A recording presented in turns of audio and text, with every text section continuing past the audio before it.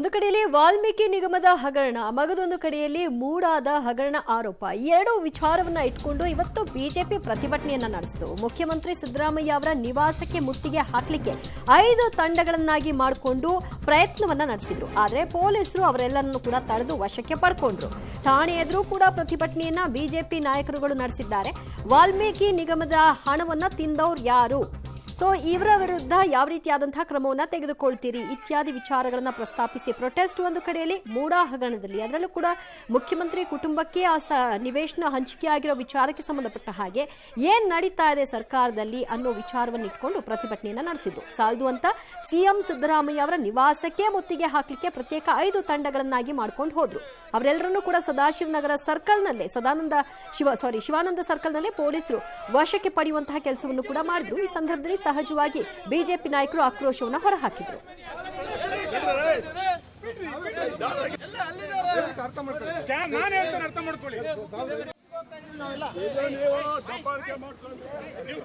ಈ ಭ್ರಷ್ಟ ಕಾಂಗ್ರೆಸ್ ಸರ್ಕಾರ,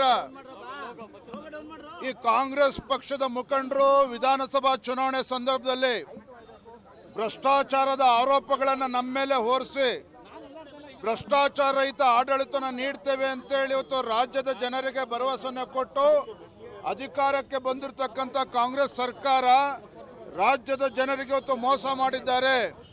ಹಗಲು ದರೋಡೆಯನ್ನು ಮಾಡ್ತಾ ಇದ್ದಾರೆ.